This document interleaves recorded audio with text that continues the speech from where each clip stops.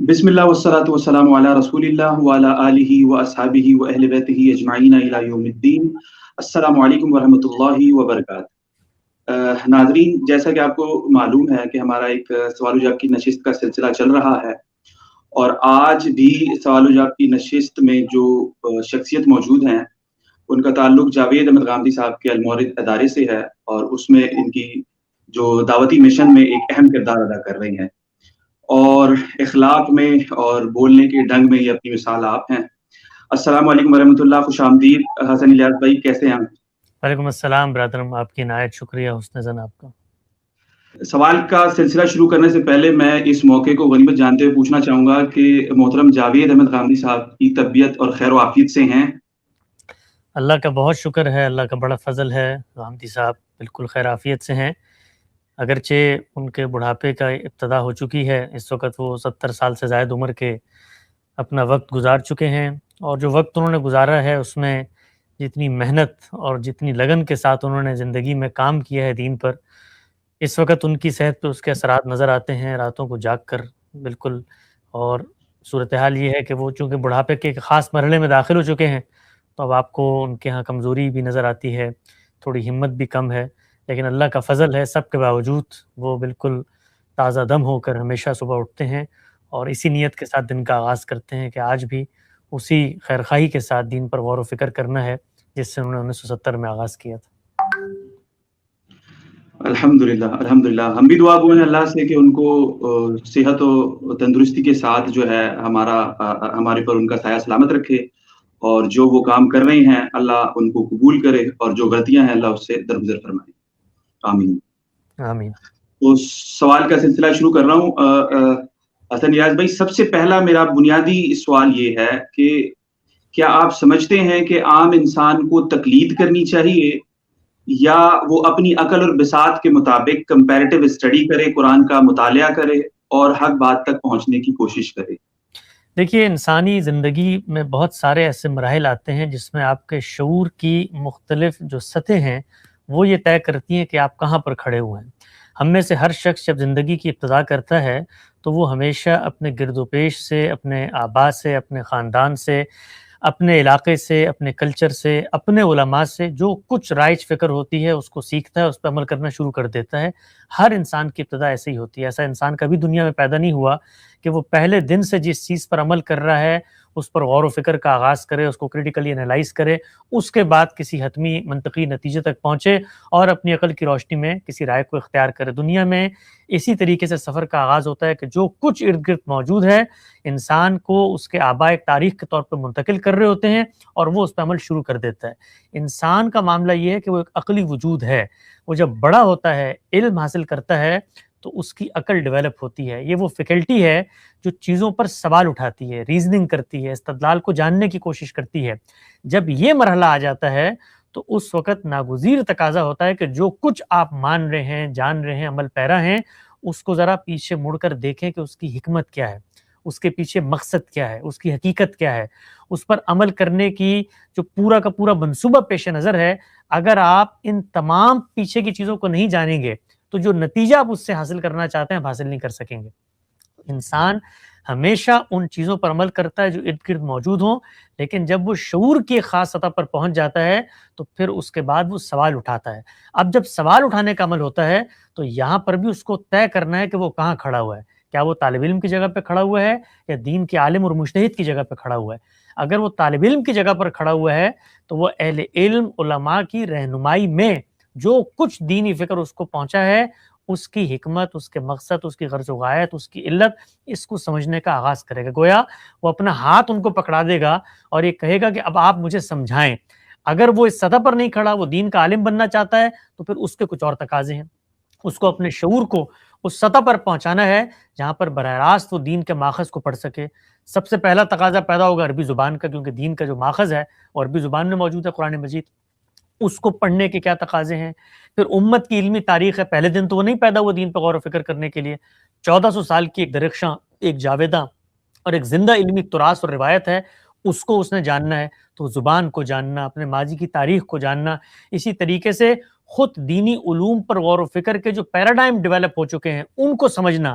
تو عالم بن کے اگر دین پر غور و فکر کرنا ہے تو پھر اس کے کچھ اور تقاضے ہیں. تو ہر سطح پر آپ کو یہ طے کرنا ہوگا کہ آپ کہاں کھڑے ہیں. آپ ایک باشعور مسلمان کی جگہ پہ کھڑے ہیں تو جو نمائندہ اہل علم ہے ان کی رہنمائی میں آپ دین کا مطالعہ کریں گے. آپ قرآن مجید پڑھیں گے, آپ کو وہاں کوئی سوال پیدا ہوگا تو آپ کیا کریں گے؟ آپ اپنی کوئی رائے قائم نہیں کریں گے. یہی معاملہ دنیا کے باقی امور میں بھی کر رہے ہوتے ہیں.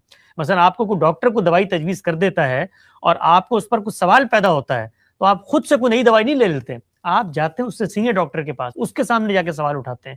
تو تقلید سے آغاز کرتا ہے ہر انسان, لیکن تقلید کے بعد وہ تحقیق میں ڈھلتا ہے. پھر تحقیق کس مرحلے تک پر کرنی ہے اس کا تعلق آپ کے شعور اور آپ کے اس تصور سے ہے کہ آپ کہاں کھڑے ہیں. عام انسان کی جگہ پہ کھڑے ہیں, طالب علم کی جگہ پہ کھڑے ہیں تو اہل علم علماء کی رہنمائی میں دین پر غور و فکر کا عمل ہوگا. عالم کی جگہ پر کھڑے ہیں تو اس کے پھر کچھ اور تقاضے ہیں, وہاں پر آپ جائیں گے, پھر آپ وہاں پر اپنی رائے کو پیش کریں گے. تو خلاصہ آپ کے سوال کے جواب میں یہ ہے کہ تقلید ہر انسان کرتا ہے, ہر سطح پہ کرتا ہے, لیکن جب اس کو شعور آ جاتا ہے تو پھر وہ تقلید اصل میں ایک شعوری فیصلے میں ڈھلتی ہے. وہ اگر شعوری فیصلے میں نہ ڈھلے تو جو کچھ اس کو حکم کے نام پر دیا جا رہا ہے اس کی منشا پوری نہیں ہو سکتی. بالکل ٹھیک ہو گیا. اچھا, پوچھنا اس کے ساتھ یہ ہے کہ یہ جو مراحل ہیں ظاہر ہے انسان کے اوپر آتے ہیں, جب عقل و شعور ہوگا پھر وہ ان چیز کو پرکھے گا, اور ان مراحل میں اگر وہ بہرحال کسی ایسے نتائج پر کھڑا ہے, چاہے وہ اہل علم کے زیر نگرانی ہوں یا ان کے ماتحت ہو, اگر کسی ایسے نتائج پر کھڑا ہے جو غلط ہیں یا جو ہے وہ کبائر میں سے ہیں, یہ کہہ لیں کوئی بھی ایسے عقیدے یا کوئی بھی ایسا عمل ہے, تو کیا اس پوزیشن کے اوپر جو کھڑا ہے اس کے نتائج کچھ بھیانک بھی ہو سکتے ہیں؟ بالکل بھیانک ہو سکتے ہیں. دیکھیے دنیا کی ہر فکر جو ہے وہ اپنے چند اساسی مقدمات رکھتی ہے. جب بھی کوئی شخص اہل علم علماء کے پاس جاتا ہے, ان سے دین اور دینی فکر کو سمجھنے کا آغاز کرتا ہے, تو اس کو اپنے پیش نظر یہ بات رکھنی چاہیے ہے کہ جو کچھ دین وہ دیں گے وہ 5 چیزوں سے پاک ہونا چاہیے. یعنی اگر اس میں یہ چیزیں پائی جائیں گی تو پھر وہ دینی فکر جو کچھ دین کا مجموعی ڈھانچہ ہے اس سے متصادم ہو جائیں گے. وہ کسی بھی مکتبہ فکر کے عالم ہوں, اگر ان کی فکر میں یہ چیزیں پائی جاتی ہیں تو اس کا مطلب یہ ہے کہ یہ گمراہی کا سرچشمہ ہے. اس کا مطلب یہ ہے کہ دین کا مجموعی ڈھانچہ اس کے تار و پود بکھر گئے ہیں. اس میں پہلی چیز کیا ہے؟ پہلی چیز خود قرآن مجید نے بتائی ہے, وہ یہ ہے کہ 2 طرح کی چیزیں ہیں اللہ کی ہدایت میں, ایک محکم ایک متشابہ. ہم یہ جانتے ہیں کہ انسان اپنے علم کی حدود میں رہ کر چیزوں کے بارے میں تصورات قائم کرتا ہے. اللہ تعالیٰ کو آپ کی عقل کو یہ باور کرانا ہے کہ ایک نادیدہ عالم بھی ہے جس کو آپ نے نہیں دیکھا, تو اس کے لیے وہ تشبیہ کا طریقہ اختیار کرتے ہیں, اور اسی کو قرآن مجید میں متشابہات کہا جاتا ہے. میں نے جنت نہیں دیکھی, وہ مجھے مثالوں سے سمجھائیں گے. میں نے جہنم نہیں دیکھی, وہ مجھے مثالوں سے سمجھائیں گے. اللہ تعالیٰ کی ذات کیا ہے مجھے نہیں پتہ, لیس کمثلہ شیء, وہ مثالوں سے سمجھائیں گے. اللہ تعالیٰ کہاں پر ہیں, کیسے بیٹھے ہوئے, میرے ذہن میں کوئی تصور نہیں, اس لیے کہ جب تک میرے سامنے کوئی حقیقی تصویر نہ ہو تب تک میں اس کو سمجھ ہی نہیں سکتا. تو تشبیہ کا طریقہ اختیار کیا جاتا ہے. یہ چیز قرآن مجید نے واضح کر دی ہے کہ جو شخص اس تشبیہ کے طریقے کے اندر حقیقت کے در پہ ہوتا ہے وہ گمراہی میں کھڑا ہے. خود قرآن مجید نے 2 اور 2 4 کی طرح بتا دیا ہے کہ دین کی جو پازیٹو احکامات ہیں وہ محکمات پہ مشتمل ہیں, لیکن اس میں متشابہات بھی ہیں, کیونکہ تمہیں بات سمجھانی ہے, تم سمجھ نہیں سکتے. مثالیں دی گئی ہیں. اب اگر تم ان مثالوں کی حقیقت کے در پہ ہو جاؤ گے تو تم گمراہی کے دہانے پر ہوگے. کیوں؟ کیونکہ تم ان کو جاننے کی کوئی صلاحیت ہی نہیں رکھتے. تم نے جنت دیکھی نہیں ہے, تم کیسے کہہ سکتے ہو؟ تم کیسے کہہ سکتے ہو خدا کی ذات کیا ہے, خدا کی وجودی حقیقتیں کیا ہیں, یہ کائنات کی جس طرح خدا نے ابتدا کی اس عمل کی نوعیت کیا ہے, ہم نہیں جانتے. یہ ساری بحثیں ہمارے ہیں جو پیدا ہوتی ہیں وحدت الوجود کی, خدا کی ذات کے حوالے سے آراء دینی کی, علم کلام کے اندر, یہ سب کی سب اس دائرے میں جانا ہے جس دائرے کے بارے میں اللہ تعالیٰ نے منع کر دیا. تو یہ پہلا زینہ ہے فکری گمراہی کا. دوسری چیز کیا ہے؟ دوسری چیز یہ ہے کہ اللہ کا کلام ایک زبان کے اندر ہے, اور زبان کے بارے میں یہ آفاقی قاعدہ ہے, یہ عالمگیر اصول ہے کہ زبان کسی بھی کلام کو منتقل کر رہی ہو اس کو زبان کے طریقے پر سمجھا جائے گا. زبان کیا چیز ہے؟ زبان نطق ہے, جیسے بولی جاتی ہے, منطق نہیں ہے. تو کوئی بھی عالم, کوئی بھی دینی فکر, کوئی بھی بڑا رہنما, کوئی بھی شیخ اگر آپ کو کوئی ایسی تعویل دیتا ہے جو زبان کے دامن میں نہیں سمیٹی جا سکتی, یعنی قرآن مجید کی ایک عربی زبان ہے لیکن وہ یہ کہتا ہے کہ میں اس زبان کا ترجمہ آج سے خود کروں گا، میں نے اس کے مشتقات اور اس کے مادہ اصلیہ کو رکھ کے ایک نیا مفہوم دریافت کر لیا ہے، لہٰذا اس کی روشنی میں تو ہم وہاں پر اس کا ہاتھ پکڑ کے کھڑے ہو جائیں گے، بہت محبت کے ساتھ ہم کہیں گے یہ کام آپ نہیں کر سکتے۔ کیوں نہیں کر سکتے؟ یہ عالمگیر علم و عقل کے مسلمات کے منافی کام ہے، یہ کام تو میں شیکسپیئر کے کلام میں نہیں ہونے دوں گا، یہ کام تو میں غالب فردوسی اور میر کے کلام میں نہیں ہونے دوں گا کہ شعر کا لفظ کوئی اور بات کہہ رہا ہو اور آپ اپنی منطق، اپنے فلسفے، اپنے ذہن سے بذام خوش ایک معنی نکال کے دے دیں۔ تو یہ دوسرا پہلو ہے فکری گمراہی کا، جس بھی فکر میں پایا جائے گا ہم نے اپنا دامن اس سے بچانا ہے۔ ایک تیسری چیز، وہ تیسری چیز یہ ہے کہ جب بھی دنیا میں کوئی کلام وجود پذیر ہوتا ہے تو وہ کلام تاریخ اور علم اور عقل کے مسلمات کو کلام میں انیشیٹ کر کے بیان نہیں کرتا۔ دنیا میں ہر کلام جو مسلمات عقلی ہیں ان کو مان کر گفتگو کر رہا ہوتا ہے، لہٰذا اب کوئی فکر آگے بڑھ کے کہے کہ جی تورات کا مطلب تو ہے قانون، انجیل کا مطلب تو ہے خوشخبری، لہٰذا اب ہر وہ بات جو خوشخبری ہوگی ہم اس کا انجیل پہ انطباق کر لیں گے، اور پھر یہ بنی اسماعیل کیا چیز ہے، یہ کہاں سے آ گیا، قرآن مجید میں ان کا کہاں ذکر ہے؟ یہ تاریخ اور علم و عقل کے مسلمات ہیں، یہ کبھی کلام میں بیان نہیں ہوتے۔ میں آپ سے گفتگو کر رہا ہوں تو گفتگو کرتے ہوئے جب میں کہتا ہوں کہ ہم پاکستان کے باشندے ہیں تو کبھی نہیں بتاتا کہ پاکستان جنوبی ایشیا میں کہاں واقع ہے، کب آزاد ہوا، اس لیے کہ علم اور عقل کے مسلمات ہیں۔ لیکن اگر کوئی دینی فکر کلام کے اندر سے جا کر ان کو تلاش کرنا شروع کر دے تو وہ گمراہی کے زینے پر ہے۔ یہ تیسری چیز ہے۔ چوتھی چیز کیا ہے؟ چوتھی چیز یہ ہے کہ آپ اصل کو فرع اور فرع کو اصل کی جگہ پہ رکھ دیں۔ ایک ہے اصل، بنیاد، فاؤنڈیشن، مبادی، وہ ہے اللہ کے دین کے اندر کیا چیز؟ قرآن مجید، اللہ کی وہ کتاب جس کے بارے میں اس نے دعویٰ کیا کہ یہ حرف آخر ہے، قول فیصل ہے، میزان، فرقان، حکم اور مہیمن ہے، اس کی بساط اور کسوٹی پہ ہر صحیح اور غلط کو پرکھا جائے گا، جتنے دینی اختلافات ہیں، جتنے انحرافات ہیں، سب اس کے سامنے پیش کیے جائیں گے۔ لیکن آپ اس کی ترتیب کو الٹ دیتے ہیں، آپ کہتے ہیں کہ نہیں، ہمیں جو تاریخ ملی ہے رسول اللہ صلی اللہ علیہ وسلم کی نسبت سے لوگوں کے اپنے انیشیٹو پہ، ہم اس کی روشنی میں اس کلام کو سمجھیں گے۔ تو آپ نے کیا کیا؟ ترتیب کو الٹ دیا، اپ سائڈ ڈاؤن ہو گیا۔ آپ نے قرآن کو فرع کی جگہ پہ رکھ دیا اور جس چیز کو فرع کی جگہ پہ آنا تھا اس کو اصل کی جگہ پہ رکھ دیا۔ چنانچہ جو لوگ روایات کی بنیاد پر قرآن مجید کی تعویل کرتے ہیں، توجیہ کرتے ہیں، اس کی آیات کی تنسیخ کرتے ہیں، وہ فکری گمراہی کے اس چوتھے زینے پہ کھڑے ہیں۔ ہر وہ دینی فکر، ہر وہ دینی عالم جو آپ کو یہ تعلیم دے، آپ کو گمراہی کی طرف لے کے جا رہا ہے۔ کیوں؟ کیونکہ یہ پورے کے پورے دین کے اندر جو ترتیب خود خدا نے مقرر کی ہے اس کو بکھیرنے کے مترادف ہے، اس کو تبدیل اور مسخ کرنے کے مترادف ہے۔ یہ کام نہیں ہو سکتا۔ یہ چوتھی چیز تھی۔ اور پانچویں چیز کیا ہے؟ پانچویں چیز ہے بدعت، ابتدا۔ خود دین نے بتا دیا ہے، قرآن مجید نے واضح کر دیا ہے کہ اللہ کے نام پر آپ کسی چیز کو دین قرار دیں تو یہ افتراء علی اللہ ہے، یہ اللہ کے اوپر جھوٹ باندھنا ہے۔ جب آپ اللہ پر جھوٹ باندھتے ہیں تو آپ ابتدا کرتے ہیں، آپ خود سے دین ایجاد کر رہے ہوتے ہیں۔ تو ہر وہ دینی فکر جس کے اندر بدعت پائی جائے، ایک ہوتی ہے بدعت اطلاق کے اندر، ایک ہوتی ہے بدعت اصول کے اندر، تو کوئی دینی فکر ان چار چیزوں کے بعد بدعت کو بطور اصول اگر اپنا لے، مثلا بدعت کی بطور اصول اپنانے کی ایک میں آپ کو سامنے کی مثال دیتا ہوں، اجماع امت۔ آپ نے یہ کہا کہ دین کے 4 سورسز ہیں، ایک قرآن، ایک حدیث، ایک قیاس اور ایک اجماع امت۔ اب آپ نے اگر اجماع امت کو دین کا سورس قرار دے دیا ہے اور وہ نہیں پایا جاتا اپنی حقیقت میں، خود دین نے اس کو سورس قرار نہیں دیا، تو آپ نے کیا کیا؟ ایک نیا سورس ایجاد کر لیا، یعنی اللہ کے دین میں ایک نئی چیز پیدا کر لی۔ تو اس کا کیا مطلب ہوا کہ آپ نے اصول میں بدعت کو جنم دے دیا۔ تو یہ 5 چیزیں ہیں، خلاصہ کر دیتا ہوں۔ محکمات کو چھوڑ کے متشابہات کے در پہ ہونا، یہ جو کچھ آپ کو ہمارے یہاں صوفیانہ روایت میں نظر آتا ہے یہ اسی کا شاخسانہ ہے۔ اس کے بعد زبان نطق ہے، منطق نہیں ہے۔ یہ جو کچھ آپ کو اس وقت عہد قریب کے اندر پوری کی پوری قرآن کا نام لے کر قرآن کا انکار کرنے والے حقیقت میں جو نظر آتے ہیں وہ یہ لوگ ہیں۔ لوگ عام طور پہ کہتے ہیں کہ جی وہ سنت کو نہیں مانتے تھے، ہم یہ کہتے ہیں نہیں، وہ قرآن کو نہیں مانتے تھے۔ کیوں؟ کیونکہ قرآن کی ایک زبان ہے، انہوں نے گھر میں بیٹھ کے زبان بنائی اور پھر اس کی روشنی میں قرآن مجید کے تراجم کیے، قرآن مجید کے مفاہیم اور مطالب طے کیے۔ دوسری چیز، تیسری چیز کیا؟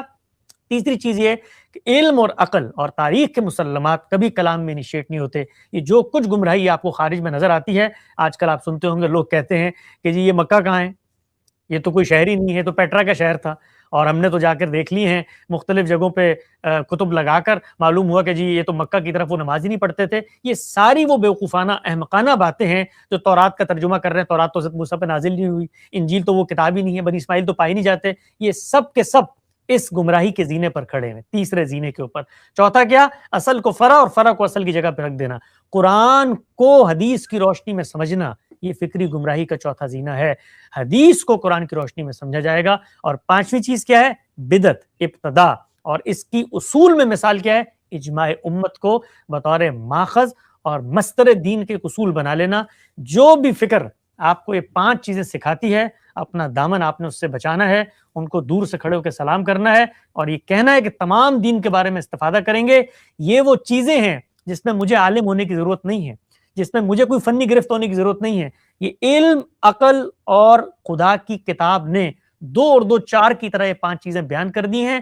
میری فکر میں یہ 5 چیزیں پائی جائیں تو آپ کو مجھ سے اجتناب کرنا چاہیے۔ آپ کی فکر میں یہ 5 چیزیں پائی جائیں گی تو یہ گمراہی کی فکر ہوگی۔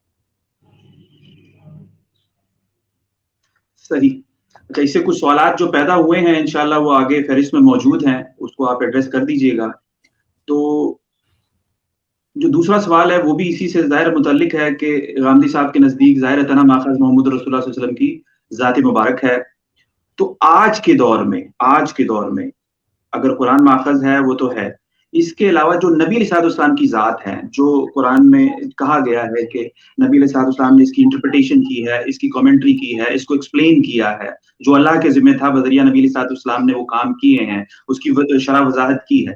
تو آج کے دور میں جب نبی علیہ السلام کی ذات مبارک ہمارے سامنے موجود نہیں ہے، تو وہ ادر دین قرآن کیا ہے سورس جس سے ہم اس کی جو نبی علیہ السلام نے شرح وضاحت کی ہے اس تک پہنچ سکیں؟ قرآن سورس نہیں ہے میرے نزدیک، پیغمبر کی ذات سورس ہے۔ یہی بات ہمارے استاد نے لکھی ہے۔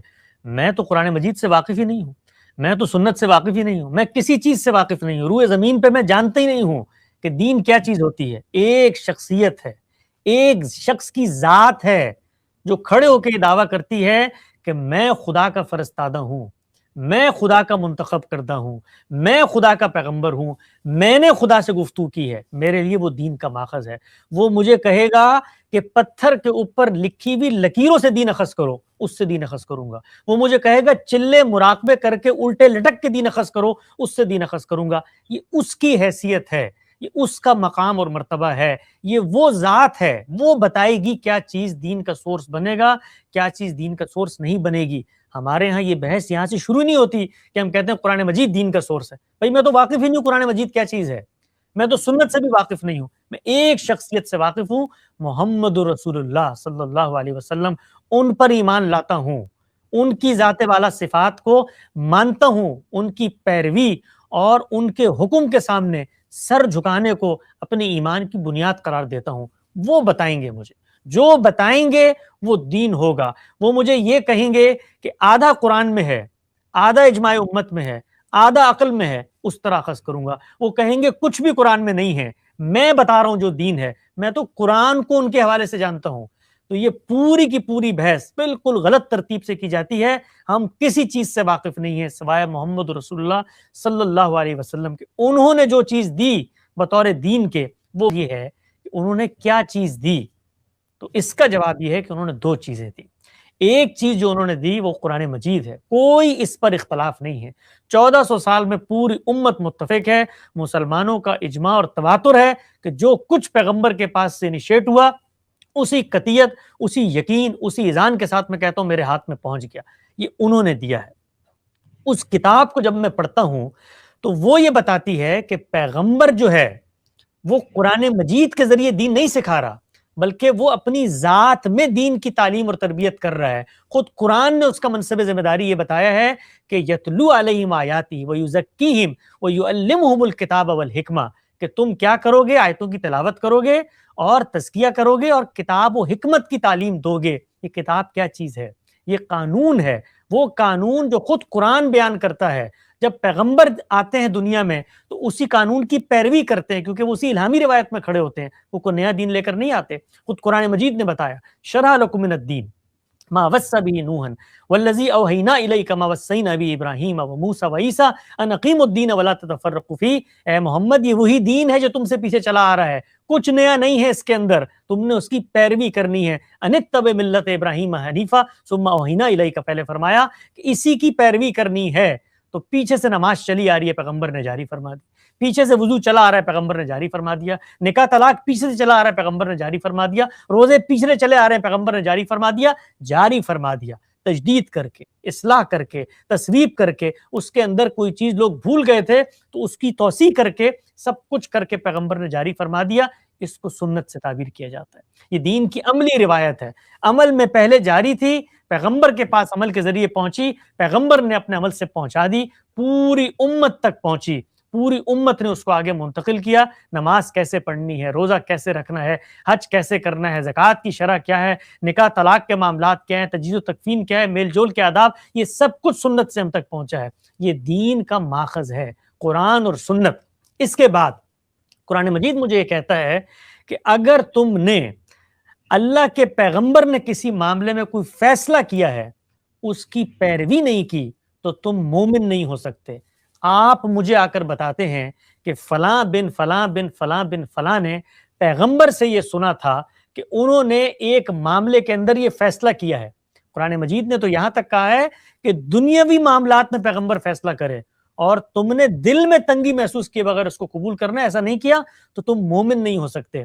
تو مجھے کوئی شخص آ کر یہ بتاتا ہے کہ پیغمبر نے دین کے فلاں اصول کو سامنے رکھ کر ایک نئے اطلاق کے اوپر حکم جاری فرمایا تھا.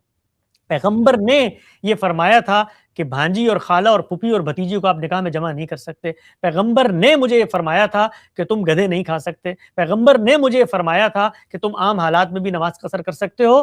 تو اب میرے ایمان کی یہ تقاضا ہے کہ میں پیغمبر کے اس فیصلے کو مانوں، تو میں اس کو مانتا ہوں. یہ لوگ عام طور پہ جو حجیت حدیث کی بحثیں کرتے ہیں، ہمارے نزدیک یہ نہ ظنی، قطعی اور اس طرح کی تقسیمات کی بنیاد پر حدیث کو رد و قبول نہیں ہوتا. حدیث کے اندر پیغمبر کا کوئی فیصلہ مجھ تک پہنچا ہے اور میں مطمئن ہو گیا ہوں. مطمئن کیوں ہو گیا ہوں؟ آپ بتا رہے ہیں، آپ نے کسی کے نسبت سے بتایا ہے. پیغمبر کھڑے ہو کے فیصلہ کریں گے تو سوال کی ضرورت بھی نہیں ہے. میں مطمئن ہو گیا ہوں کہ پیغمبر کی بات تھی، تو سر منہ انحراف میرے ایمان کے منافی ہوگا. تو یہ حجیت حدیث اور حدیث کو ماننا اور یہ انکار کرنا، یہ بحثیں ہمارے یہاں پیدا ہی نہیں ہوتی. ہمارے یہاں جس معاملے میں، دنیاوی معاملے میں پیغمبر اگر فیصلہ کر دیں کہ حسن الیاس جب پیدا ہو کے 20 سال کی عمر تک پہنچے گا تو وہ الٹا کنویں میں لٹک جائے گا، میرے ایمان کا تقاضا ہے کہ میں پیغمبر کی اس بات پہ عمل کروں. تو دین کی ہدایت تو بہت دور کی بات ہے. تو دین کی جو ہدایت مجھے پہنچتی ہے اخبار احاد کے ذریعے، رسالت پاک صلی اللہ علیہ وسلم کی نسبت سے، یہ جو کچھ ذخیرہ ہمارے پاس ہے، اس کی پیروی اگر میں نہیں کرتا، یہ جانتے ہوئے کہ پیغمبر کی بات ہے، میں مسلمان نہیں ہو سکتا. ٹھیک ہو گیا. اب ادھر ایک سوال یہ پیدا ہوتا ہے کہ اس سنت کو بھی سورس کہا آپ نے، ظاہر ہے ایبسولوٹلی محمد رسول اللہ صلی اللہ علیہ وسلم کی ذات مبارک ہے. اس کے بعد آپ نے سنت کی بات کی ہے، تو یہ سنت عملی تواتر سے جو منتقل ہو رہا ہے اسی کو کہہ رہے ہیں. یہ سنت کو جانچنے کا سورس کیا ہوگی؟ دیکھیے، جب بھی آپ کسی بھی معاملے کے اندر کسی بھی اصطلاح کا تعارف حاصل کرنا چاہتے ہیں تو اس کا سب سے اچھا طریقہ یہ ہوتا ہے کہ آپ یہ دیکھیں کہ خود اہل علم، علماء اس چیز کو کیسے بیان کرتے ہیں، اور علم کی تاریخ کو عہد بعہد جانیں تو آپ پر دو اور دو چار کی طرح یہ بات واضح ہو جائے گی کہ سنت کیا چیز ہے. آپ دیکھیے، میں اس کو ایک سادہ مثال سے واضح کرتا ہوں. ہم بچپن سے پیدا ہوتے ہیں تو ہمیں ایک بات کانوں میں ڈالی جاتی ہے قربانی کے موقع پر. کیا کہا جاتا ہے؟ یہ سنت ابراہیمی ہے. کہا جاتا ہے کہ نہیں کہا جاتا؟ کہا جاتا ہے نا، سنت ابراہیمی ہے. کیوں کہا جاتا ہے؟ کبھی غور کیا ہم نے کیوں کہا جاتا ہے؟ اس لیے کہا جاتا ہے کہ جو کچھ ہم دین مان رہے ہیں وہ دین ہمیں یہ بتاتا ہے کہ وہ نیا دین نہیں ہے. تو پہلا سوال یہ پیدا ہو جاتا ہے کہ یہ دین کے جو عملی تقاضے ہیں اگر یہ پہلے بھی موجود تھے اور یہ آگے بھی چلے آ رہے ہیں تو اس کا مطلب یہ تو انیشیٹ کیے ہی نہیں پیغمبر نے، یہ تو پیچھے سے چلے آ رہے ہیں. تو سنت دین ابراہیمی کی روایت کا نام ہے. یہ جو ہم روز بول رہے ہوتے ہیں سنت ابراہیمی، وہاں پر ہمارے ذہن پہ کوئی سوال پیدا نہیں ہوتا، کیونکہ وہاں پر ایک معاملہ اتنا واضح ہے کہ ہمیں پتہ ہے کہ ابراہیم علیہ السلام نے ایک معاملہ کیا تھا، اس کو بطور دینی روایت کے جاری فرما دیا گیا. حج میں بھی کرتے ہیں اور غیر حاجی پوری دنیا میں نفلاً قربانی بھی کر رہے ہوتے ہیں. سوال ہی نہیں پیدا ہوتا. یہ باقی چیزوں میں سوال پیدا کیسے ہوتا ہے؟ یہ غور کرنے کی چیز ہے کہ یہ تو سوال پیدا ہی نہیں ہونا چاہیے کہ سنت کیا چیز ہے. بھائی سنت دین کی عملی روایت کا نام ہے. جب دین پیچھے چلا آ رہا ہے تو سنت کو پیچھے چلانا چاہیے. کن میں چلا آ رہا ہے؟ مسلمانوں کے معاشرے میں. چنانچہ آپ جائیے علم کی تاریخ میں جائیے, کھولیے امام شافعی کو, کھولیے ابن عبد البر کو, کھولیے شاطبی کو, کھولیے ابن خلدون کو, سب آپ کو یہ بتائیں گے کہ سنت کیا ہے. تنتقل قافہ عن القافہ, جیل عن الجیل. وہ دینی اعمال جو نسل در نسل, جو پوری کی پوری جنریشن, جو پورا کا پورا معاشرہ آگے منتقل کر رہا ہوتا ہے. پیغمبر نے وقت گزارا ہے, وہ کر کے ان دینی اعمال کو لوگوں کو دکھاتے تھے, لوگ اس پر عمل پیرا ہوتے تھے. میں جو آج اپنی زندگی میں عملی حقائق پرسیو کرتا ہوں, میں نے تو نہیں بنتے ہوئے دیکھا پاکستان کو, لیکن میں یہ مانتا ہوں نا کہ قائد اعظم اس کے بانی ہے. کیسے مانتا ہوں؟ پورا کا پورا وہ معاشرہ, وہ جنریشن جس نے اس معاملے کو دیکھا تھا, اس نے اس کو آگے منتقل کیا. تو جب کوئی چیز جنریشن منتقل کرتی ہے تو وہاں پر یہ بحث ہی ختم ہو جاتی ہے کہ اس میں جھوٹ کا امکان ہے. عقلاً محال ہے کہ اتنی بڑی تعداد کسی معاملے میں جھوٹ بول سکے. تو خلاصہ کیا ہے؟ خلاصہ یہ کہ سنت دین ابراہیمی کی روایت کا نام ہے. ہمارا دین نیا دین نہیں ہے, پیچھے چلا آ رہا ہے. اس کے عملی تقاضوں کا نام سنت ہے. پیغمبر کی ذات نے ان کو آگے جاری فرمایا. جاری فرمایا کن میں؟ مسلمانوں میں. جب مسلمانوں میں جاری فرمایا تو مسلمانوں نے اس کو نسلوں میں منتقل کیا. جہاں ایک طرف یہ نسلوں میں منتقل ہو رہا تھا, وہیں مسلمانوں کا علم اس کو ثبت بھی کر رہا تھا. چنانچہ سنت کا عملی ریکارڈ آپ کو فقہ کی کتابوں میں ملتا ہے. وہ آپ کو بتائیں گے کہ اس زمانے میں اور ہر زمانے میں قد اجمع المسلمون, اجماع ہے مسلمانوں کا اس بات پر کہ یہ چیز دینی روایت ہے. تو کوئی ابہام نہیں ہے سنت کے بارے میں. اس بات کو مسلمانوں کا پورا علم, بغیر کسی مبالغے اور تردد کے میں عرض کرتا ہوں, ہمبل سی طالبانہ اوپینین میں جتنا کچھ میں نے پڑھا, اس بات سے کسی کا کوئی اختلاف نہیں ہے کہ سنت کو پوری کی پوری نسلوں نے آگے منتقل کیا ہے, اور وہ قطعی دین کا ماخذ ہیں. اس پر جو شخص عمل نہیں کرتا وہ دین پر نہیں کھڑا ہوا. ٹھیک ہو گیا. اب پوچھنا یہ ہے کہ یہ جو سنت جو منتقل ہو رہا ہے نسل در نسل, اب اعتراض یہاں پر یہ ہوتا ہے آپ کے اس ڈاکٹرن کے ساتھ جو آپ نے مطلب بتائی ہے, اس میں جب یہی عقائد یعنی کہ نزول مسیح کہہ لیں, واقع معراج جو فزیکل ہوا ہے, یا جو ہے وہ رجم کی سزا کا معاملہ ہے, یہ بھی سنت سے نسل در نسل منتقل ہو رہا ہے, تو پھر کیا وجہ بنتی ہے کہ انہی اصولوں کی بنیاد کے اوپر جب آپ کو پرکھا جائے تو بظاہر انحراف نظر آتا ہے ان اصول سے جو آپ نے بھی مطلب سامنے رکھے؟ جی دیکھیے, اس میں یہ بات پہلے آپ سمجھ لیں کہ سنت کے لفظ کا مطلب کیا ہے. یعنی سنت اس طریقے کو کہتے ہیں, اس رستے کو کہتے ہیں کہ جس پہ لوگ چلتے ہیں. لہٰذا یہ تو خود لفظ بتا رہا ہے کہ وہ عملی چیز ہونی چاہیے. تو جو کچھ اس کے اندر نظریات ہیں وہ تو سنت اپنی تعریف کے لحاظ سے نہیں بن سکتے. نزول مسیح کا عقیدہ قرآن کی بنیاد پر آپ مانیں, آپ کہیں قرآن کا حکم, اس کو سنت نہیں کہہ سکتے آپ. سنت تو عملی طریقے کا نام ہوگا. اسی طریقے سے واقعہ معراج وہ رویا حسی تھا یا وہ خواب میں ہوا, اس کو آپ قرآن مجید کی بنیاد پہ کوالیفائی کریں, کوئی آپ سے اختلاف بھی کہے گا, یہ سنت کی بحث نہیں ہے. رجم کا معاملہ البتہ یہ ہے کہ ایک عملی معاملہ ہے, رسالت آپ صلی اللہ علیہ وسلم نے کیا. تو اگر آپ اس کے بارے میں دعویٰ کرتے ہیں کہ رسول اللہ صلی اللہ علیہ وسلم نے یہ کام کیا اور مسلمانوں کے علم نے اس کو آگے منتقل کیا, تو اس سے تو کوئی انکار ہی نہیں کرتا. ہم بھی مانتے ہیں آپ صلی اللہ علیہ وسلم نے کام کیا, کسی نے انکار نہیں کیا رجم سے. یعنی رجم کے بارے میں کبھی ہم نے انکار نہیں کیا, میں عرض کر رہا ہوں, کبھی انکار نہیں کیا کہ رجم رسالت صلی اللہ علیہ وسلم نے نہیں کیا. ہم نے آگے بڑھ کے ایک اور بات کہی ہے. وہ بات یہ کہی ہے کہ جس معاملے میں رجم کیا ہے اس معاملے میں قرآن مجید خود اپنے الفاظ میں ایک متعین سزا بیان کر رہا ہے, زنا کے باب میں. تو پہلے تو آپ یہ بتائیے, وہ جو میں نے اصول ابھی بیان کیے تھے, کہ پہلے آپ اس کے اندر شادی شدہ اور غیر شادی شدہ کو ڈال کے دکھائیے, کیونکہ وہ تو زبان کا معاملہ ہے, اس میں تو آپ کہیں جا ہی نہیں سکتے. تو اور جو بھی روایت میں بات آئے گی اس کو قرآن کی روشنی میں سمجھا جائے گا.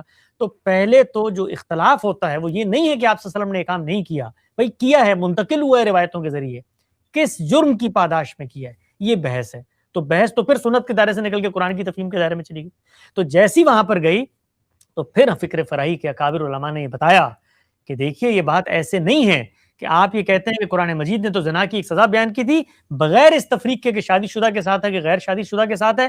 آپ کو روایتوں میں ایک چیز ملی تو آپ نے اس کی بنیاد پر نعوذ باللہ قرآن مجید کے بارے میں دعویٰ کر دیا کہ اس کے اندر تو صرف غیر شادی شدہ کی سزا بیان ہوئی تھی, شادی شدہ کی سزا تو یہاں بیان ہو گئی, گویا وہاں پر ایک بات موجود تھی, دوسری بات ہم نے یہاں سے اخذ کر لی. ایسا نہیں ہے, قرآن مجید کے ساتھ یہ معاملات نہیں ہوتے. خود عقل سے سوچیں, اللہ میاں وہاں سزا بیان کرنے کے لیے بیٹھے ہیں, کہتے ہیں آدھی سزا میں یہاں بیان کرتا ہوں اور آدھی تم لوگوں کے مبہم چیزوں پہ چھوڑ دیتا ہوں. شریعت ہے, محکمات ہیں، اس کے بارے میں اللہ کا دعویٰ ہے کہ دو ٹوک ہیں، واضح ہیں، بین ہیں، اور معاملہ یہ کریں اپنی شریعت کے ساتھ کہ قیامت تک کا اختلاف پیدا کر دیں کہ آدھی سزا میں یہاں دے رہا ہوں، آدھی سزا امام بخاری کی روایت کے ذریعے تمہیں بتا دیں گے، اس سے تم اخذ کر لینا۔ تو ہم نے یہ بتایا کہ سزا دی آپ صلی اللہ علیہ وسلم نے، ذرا غور و فکر کریں کس معاملے میں سزا دی۔ خود قرآن مجید میں وہ سزا زیر بحث ہے، عبرتناک طریقے سے قتل کر دینا، کس معاملے میں؟ فساد فی الارض کے معاملے میں۔ لہٰذا جرم کی نوعیت کبھی کبھی جرم کی سینٹیٹی کو بڑھا دیتی ہے۔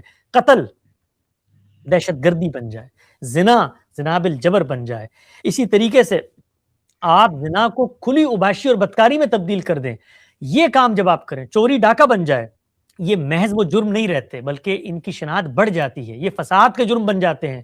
تو پیغمبر صلی اللہ علیہ وسلم نے لوگوں کو رجم بھی کیا، لیکن کس جرم کے تحت کیا؟ اس جرم کے تحت کیا، نہ کہ اس جرم کے تحت کیا۔ تو یہ تو قرآن کی تفہیم کا مسئلہ ہے، اس میں سنت کی کیا بحث؟ اچھا، اب حسن نیاز بھائی اس میں ایک چیز واضح کر دیں، قرآن کی جو سورہ نساء کی ایک آیت ہے 115 جو بطور جو ہے وہ دلیل پیش کی جاتی ہے، وَمَن يُشَاقِقِ الرَّسُولَ مِن بَعْدِ والی، جس سے جو ہے ایک دلیل ہوتی ہے کہ جو مومنین کا جو بھی طریقہ ہے، اس سے قطع نظر کہ وہ عمل میں ہے، عقائد میں ہے، تو اس کی ذرا سی جو ہے نا وہ وضاحت کر دیں کہ اس سے آپ کی کیا انڈرسٹینڈنگ ہے؟ دیکھیے، اس کی وضاحت میں کچھ کہنے کی ضرورت نہیں ہے، خود قرآن مجید کو کھولیں، جس جگہ پر یہ آیت آئی ہے اس سے پیچھے کی 5 آیات کی تلاوت کریں، اس سے آگے کی 5 آیت کی تلاوت کریں۔ قرآن مجید متفرق اقوال زری کی کتاب نہیں ہے کہ آپ اس میں سے فال کی طرح کوئی چیز نکال کر اس سے قانون اخذ کر لیں گے۔ دنیا کا ہر کلام اس کو سمجھنے کے کچھ تقاضے ہیں۔ سب سے پہلے لفظ کا دامن آپ پکڑیں گے، لفظ کا معنی کیا ہے، پھر وہ لفظ جملے میں کیا آیا، جملے کی تعلیف زیر بحث آئے گی، اور اس کے بعد سیاق کلام، کانٹیکسٹ کیا ہے، کس پس منظر میں بات ہو رہی ہے۔ تو اس کو کسی سادہ ترجمے میں کھول کے پڑھ لیں، اپنے ذہن سے یہ پورا کا پورا تصور خالی کر کے، جو کہا جاتا ہے نا کہ ایک امام بیٹھے اور انہوں نے کہا کہ اجماع امت کی قرآن مجید میں دلیل کیا ہے، میں تلاش کرتا ہوں، اور مختلف تاریخی روایتوں میں آتا ہے کہ 25 مرتبہ قرآن مجید کے مطالعے کے بعد یہ آیت ہاتھ لگی اور اس سے ثابت ہوا کہ اجماع امت دین کا ایک ماخذ اور دلیل ہے۔ ذرا خود اس پر غور کریں کہ دین کا ایک انڈیپینڈنٹ سورس ہے، اور اس سورس کو دریافت کرنے کے لیے خود ایک دوسرے سورس کے اندر سے ایک آیت نکالی جا رہی ہے، تو بھائی انڈیپینڈنٹ سورس کیسے ہوا؟ آپ یہ کہیے کہ قرآن مجید کا تقاضا ہے اجماع امت، سورس کیسے بنا رہے ہیں اس کو؟ تو یہ جو آیت ہے، اس آیت کو ذرا پڑھیں، پیچھے سے پڑھیں، منافقین کا ذکر ہے، ان کو سامنے رکھ کر یہ کہا گیا ہے کہ 2 ہی طریقے تھے، یا پیغمبر اور اس کے ساتھیوں کا طریقہ اپنایا جاتا، یا پھر یہ جن ریشہ دوانیوں میں مصروف ہیں، پیغمبر کے رستے کو چھوڑ کے اپنا رستہ انہوں نے اپنایا ہوا ہے، یہ ان کا رستہ ہے، ان کے بارے میں یہ آیت ہے۔ اور آگے وعید سنائی گئی ہے، یعنی آیت کو مذاق بنا دیا ہم لوگوں نے کہ یہ آیت کا ایک دوسرا مطلب ہے، اس سے ایک مطلب نکالا اور یہ تصور کر لیا کہ جی اس میں جو کچھ ہم اجماع کے بارے میں سوچ رہے ہیں وہ بیان ہوا ہے، نہ اس کا سیاق دیکھا، نہ سباق دیکھا، نہ جملے کی تعلیف دیکھی، نہ الفاظ کے معنی دیکھے، نہ وہ وعید دیکھی جو آگے بیان ہوئی ہے۔ تو آیت کا ہرگز یہ مطلب نہیں ہے جو قرآن مجید کی سورہ نساء کی اس آیت سے بیان کیا جاتا ہے۔ سادہ ترجمہ پڑھ لیں صرف، اگر ادنا ابہام بھی باقی رہ جائے تو پھر اس میں آپ کسی کو دوش دیجیے گا، ہرگز وہ بات یہاں بیان نہیں ہو رہی جو بیان کی جاتی۔ اچھا، آپ یہ بتا دیں کہ جو آپ کے پاس فارمولا ہے کہ نبی علیہ الصلوۃ والسلام کی جو بھی جو حیات طیبہ تھی اس کے اندر جو بھی اعمال کیے ہیں، افعال کیے ہیں، اس میں کس فارمولے کے تحت آپ یہ سمجھتے ہیں کہ یہ جو عمل ہے وہ نبی علیہ الصلوۃ والسلام نے بحیثیت دین جاری کیا ہے، اور یہ جو ہے وہ کلچر ہے؟ دیکھیے، جو بھی چیز دین کے طور پہ جاری کی جائے گی تو سب سے پہلے اس کو اپنی نوعیت کے اعتبار سے دین ہونا چاہیے۔ دین کس چیز کا نام ہے؟ 4 چیزوں کا احاطہ کرتا ہے میرا دین۔ خود دین کے مشمولات، دین کے کانٹینٹ پہ غور و فکر کرنے سے معلوم ہو جاتا ہے کہ دین کیا کرتا ہے۔ دین تزکیہ کرتا ہے، کس چیز کا؟ آپ کے اخلاق کا، آپ کے خورونوش کا، اس کے بعد آپ کے جسم کا، اس کی تطہیر ہوتی ہے۔ اس کے بعد چوتھا تقاضا کیا ہے؟ عبادات کا۔ تو یہ 4 ہی پہلو ہیں جس سے دین کوئی بھی حکم دے گا وہ اس کے اندر پایا جائے گا۔ یہ دین کا مقصد ہے، تزکیہ۔ وہ میرے اخلاق کا بھی ہوگا، میرے خورونوش کا بھی ہوگا، اور اسی طرح میرے بدن کا بھی ہوگا، بدن کی تطہیر، خورونوش کے اندر تزکیہ، اور اسی طریقے سے میرے اخلاق کے اندر تزکیہ۔ یہ بنیاد ہے دین کی، اور پھر الگ سے عبادات اللہ تعالیٰ نے مقرر کر دی ہیں۔ تو یہ 4 پہلو ہیں دین کے، جو حکم بھی دین کے نام پر آپ مجھے دیں گے اس کو اس کے اندر آنا چاہیے، اس کے اندر فال کرنا چاہیے۔ کیوں؟ اس لیے کہ خود دین یہ کہہ رہا ہے کہ اس کا مقصد یہ ہے۔ پھر جو شخص یہ دین دے رہا ہے وہ یہ طے کرے گا کہ میں بطور دین اس چیز کو آگے جاری کر رہا ہوں. تو وہ جب بطور دین جاری کرے گا تو اس میں پھر کوئی اختلاف نہیں ہوگا. نماز کے بارے میں کبھی اختلاف سنا آپ نے؟ روزے کے بارے میں اختلاف سنا؟ حج کے بارے میں اختلاف سنا؟ زکوٰۃ کے بارے میں اختلاف سنا؟ ختنے کے بارے میں اختلاف سنا؟ عیدین کی نماز کے بارے میں اختلاف سنا؟ جمعے کے بارے میں اختلاف سنا؟ کس چیز کے بارے میں اختلاف سنتے ہیں؟ سنا کبھی آپ نے کہ لوگ کہتے ہیں احرام میں حج نہیں ہوگا؟ سنا کبھی آپ نے کہ ایام تشریق کی تکبیرات کیا ہیں؟ سنا کبھی آپ نے تجوید و تکفین کا طریقہ کیا ہے؟ کبھی سنا؟ نہیں ہے کوئی اختلاف. کیوں نہیں ہے؟ اس لیے کہ جب پیغمبر نے اس کو جاری فرمایا تو پوری کی پوری نسل میں رہ کر بطور دین اس کو دیا ہے. وہ ایسا نہیں کیا کہ کسی ابہام میں اس کو چھوڑ کے چلے گئے کہ آپ نے بعد میں دین دریافت کرنا ہے. پیغمبر کا تو منصب یہی ہے, رسالت کی ذمہ داری ہی یہی ہے. قرآن مجید نے کہا یہ کام نہیں کیا تو فما بلغت رسالہ. تو ہمیں کسی فارمولے کو اپنانے کی ضرورت نہیں ہے. پیغمبر نے دین دینا ہے, انہوں نے جو دین دیا ہے وہ انہی مقاصد کے تحت ہونا چاہیے جو خود دین نے بیان کیے ہیں. جو دین دیا ہے وہ مسلمانوں کے علم میں اجماع امت کے ذریعے, اور یہاں پر امت اپنے فہم سے کوئی چیز منتقل نہیں کر رہی ہوتی بلکہ یہ اس کا مشاہدہ ہے. جو کچھ اس کے سامنے ہو رہا ہے یہ اصل میں علم کی انتقال کی تاریخ ہے جس کو ہم اجماع امت اور تواتر سے تعبیر کرتے ہیں. تو اللہ کا پیغمبر یہ بتاتا ہے کہ کیا چیز دین ہے, کیا چیز دین نہیں. ٹھیک ہے, اب آخری صرف 2 سوالوں کے جواب آپ دے دیں کہ نمازوں کے جو جمع کرنے کا معاملہ ہے کیا آپ اس کو درست سمجھتے ہیں, جمع بین صلاتین؟ قرآن مجید کے اندر یہ بات بیان ہوئی ہے کہ جس وقت خوف کی حالت ہو تو آپ نمازوں کو قصر کر سکتے ہیں. اللہ کے پیغمبر نے اس بات کو سامنے رکھ کر جو حقیقت اس حکم کے پیچھے پوشیدہ تھی وہ ان خفتم کے الفاظ میں بیان ہوئی ہے. اگر آپ کو اندیشہ ہوتا ہے, یعنی جب آپ کو اندیشہ ہوتا ہے, افراتفری ہے, آپادھاپی ہے, جو کچھ جنگ میں ہوتا ہے, اگر وہی عام سفروں میں بھی ہو تو کیا قرآن مجید کی اس رخصت کا وہاں پر اطلاق کرنا چاہیے؟ تو پیغمبر نے یہ اطلاق کر کے دکھایا. اسی کو اس مثال سے بھی سمجھ لیں جو آپ نے پہلا سوال کیا تھا.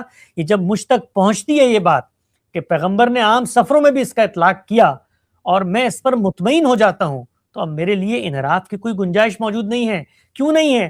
کہ پیغمبر نے جو کام کیا وہ دین کی اصل ہدایت کو سامنے رکھ کر کیا, اور جب بھی کوئی ہدایت دی جاتی ہے اس کی حقیقت مطلوب ہوتی ہے. تو جو حقیقت جنگ کے موقع پر اس رخصت کی تھی, پیغمبر نے عام سفروں میں بھی, وہاں پر بھی افراتفری ہوتی ہے, آپادھاپی ہوتی ہے, سفر کی آپ کو تکلیفیں مشقتیں اٹھانی پڑتی ہیں, آپ نے اطلاق کر دیا. جس طریقے سے قرآن مجید نے یہ حکم دیا تھا نمازوں کے اعمال میں تخفیف کا, اللہ کے پیغمبر نے اس حکم کی حقیقت کو سامنے رکھ کر اپنے استنباط سے اس کے اوقات میں بھی تخفیف کر دی, اور یہ کہا کہ 2 نمازوں کو تم جمع کر کے بھی پڑھ سکتے ہو. تو یہ پیغمبر صلی اللہ علیہ وسلم کا استنباط ہے ایک قرآن مجید کے حکم کو سامنے رکھ کے. تو جو پیغمبر کا استنباط ہے اس کے آگے میں کیوں نہیں اپنا سر جھکاؤں گا. ٹھیک ہو گیا, ٹھیک ہو گیا. آخری سوال یہ ہے کہ جو ہم انکم ٹیکس یا سیلز ٹیکس جو کنزیومر جو ادا کر رہے ہوتے ہیں حکومت کو, کیا یہ کوئی شخص اپنی زکوٰۃ کی جو ٹوٹل رقم بنتی ہے اس سے لیس کر سکتا ہے؟ جو کچھ ریاست نے آپ سے لینا تھا بطور مسلمان حکمران کے اور بطور مسلمان کے آپ نے دینا تھا, اللہ کی شریعت میں طے کر دیا گیا ہے, اس کو زکوٰۃ سے تعبیر کیا جاتا ہے. یہ نظم اجتماعی کے تقاضے پورے کرنے کا وہ حق ہے جو اللہ نے مقرر کر دیا ہے. حکمرانوں نے آپ سے اگر کسی اور ذریعے سے لے لیا ہے تو آپ اس کو اس میں ایڈجسٹ کر سکتے ہیں. یہی رائے کبار تابعین علماء کی بھی تھی کہ ریاست اگر آپ سے زکوٰۃ کے علاوہ کچھ لیتی ہے تو آپ اس کو منع کر سکتے ہیں. اس کے شواہد اور تفصیلات آپ پڑھنا چاہیں, بڑے عالم ہیں مولانا عمار خان ناصر, انہوں نے وہ ساری چیزیں جمع بھی کر دی ہیں. وہ تابعین کی یہ رائے تھی کہ اگر ریاست زکوٰۃ کے علاوہ کچھ لیتی ہے تو اس کو اپنی زکوٰۃ سے منع کر سکتے ہیں. کیوں کر سکتے ہیں؟ یہاں بھی دیکھیے حکم کی حقیقت کو سامنے رکھ کے کہ اس نے جو کچھ لینا تھا وہ متعین تھا, کسی اور ذریعے سے لے لیا ہے تو اب اس کا استحقاق نہیں رہا اس چیز پر جو اس پر لازم کی گئی تھی. ٹھیک ہو گیا, بہت بہت شکریہ, جزاک اللہ حسن ایاز بھائی. آپ کے مصروفیت کے بنا وقت دینے کا, اس کے باوجود بھی آپ نے جو وقت دیا اللہ اس کو قبول کرے, اور اللہ نے چاہا اور آپ نے پھر اجازت دی تو پھر زحمت دیں گے مختلف سوالات کے ساتھ. بہت امید ہے آپ کا حسن ظن ہے, آپ نے مجھ طالب علم کو مدعو کیا. اور میں یہاں پر آخر میں یہ بات عرض کر دوں کہ میں بالکل ایک دین کا ابتدائی طالب علم ہوں, مختلف علماء کی صحبت میں بیٹھتا ہوں, ان سے سیکھتا ہوں, اپنے استاد جناب جاوید احمد غامدی صاحب سے استفادہ کرتا ہوں, اور کوئی بھی بات جو میں نے بیان کی ہے اس میں خطا کا بھی امکان ہے, اور اسی امکان کے ساتھ بیان کی ہے کہ میرا بھی اپنا علم کا سفر ہے. اس میں اگر کوئی بات آپ کو کمزور لگتی ہے اس کو میری کم فہمی پر معمول کیجئے، اور کسی بات کے اندر اگر کوئی حقیقت نظر آتی ہے تو میرے لیے دعا کیجیے۔ جی بہت شکریہ، جزاک اللہ، بہت بہت شکریہ۔ شکریہ۔